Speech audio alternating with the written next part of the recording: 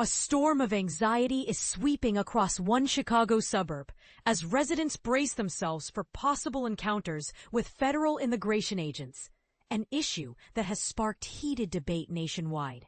And this is the part most people miss. The tension isn't just about federal enforcement, but how communities respond and protect their own. The city of Evanston, just north of Chicago, has sounded the alarm for its residents. Local officials circulated an urgent notice after receiving word that Immigration and Customs Enforcement, ICE, agents could soon be operating in the area. Neighbors were encouraged to watch out for any federal agents and report any sightings to local authorities. But here's where it gets controversial. Within hours of Evanston's warning, former President Donald Trump once again declared his intention to send federal forces and even National Guard troops to Chicago, a city he has frequently criticized. In comments made at Washington, D.C.'s Museum of the Bible, Trump vented his frustration with local leadership. You try and reason with people, like in Chicago with the governor there. You try and reason with them, and it's like you're talking to a wall.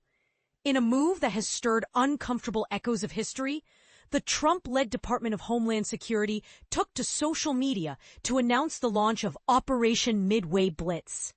The name itself invokes images of World War II military aggression, a choice some consider provocative.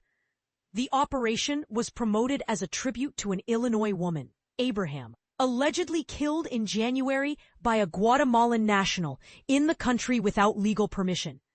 The suspect, Julio Cuculbol, age 29, was reportedly drunk driving at the time of the fatal crash, which also claimed the life of 21-year-old Chloe Polzin. The DHS post darkly hinted at targeting those who, knowing Chicago's policy limiting cooperation with ICE, had allegedly flocked to the city. A tribute video for Abraham accompanied the announcement, further inflaming emotion around the issue.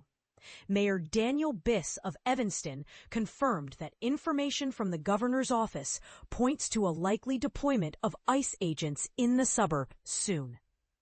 In a message intended to reassure the community and probably spark further debate, the city stated, "In Evanston, we welcome our immigrant and refugee neighbors and protect each other. We will do all we can to safeguard our community and keep Evanston families together." Evanston officials urged residents to educate themselves about their rights and made it clear that local police would continue to wear distinct, clearly marked uniforms. This is a subtle but important signal, distinguishing local officers from federal agents to avoid confusion and foster trust. And this is the part most people overlook. Local governments in Illinois have been sounding the alarm about Trump's threatened federal intervention. To add more fuel to the fire, last Wednesday, the Chicago Sun-Times reported that an advanced group of federal agents was training in riot control and flash grenade tactics at Naval Station Great Lakes. On top of that, 230 additional agents, most from Customs and Border Protection, were dispatched to Chicago from Los Angeles. Governor J.B. Pritzker of Illinois, alarmed at the timing, voiced concerns that ICE would target celebrations for Mexican Independence Day in mid-September. The festival, El Grito Chicago, was postponed in response, with organizers citing community safety as their priority. But here's yet another twist. Trump's previous order deploying military troops to Los Angeles this July was overruled by a federal judge, deemed illegal in California. His federalization of D.C.'s police force in August also broke precedent. Nonetheless, Trump keeps turning his attention and the threat of federal intervention toward Democratic strongholds like Chicago, claiming a national crime emergency. Many point out the irony. Violent crime rates in Chicago and Washington, D.C. are both at historic lows. Still, Trump remains adamant.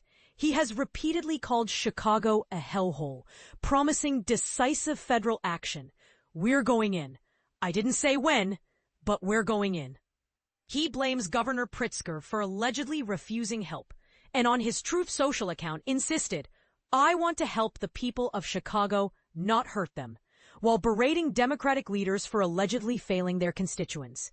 In a post stoking urgency, Trump wrote, "People of Illinois should band together and demand protection. It is only going to get worse. Act now before it is too late." Here's where opinions truly collide. Some believe federal intervention is essential for public safety, while others argue it undermines local autonomy and creates fear among immigrant communities, regardless of actual crime statistics. What do you think? Is this crackdown a necessary measure, or is it government overreach? And could it end up dividing communities even further? Add your voice in the comments. Do you side with security or with protecting vulnerable neighbors? Let's talk about it.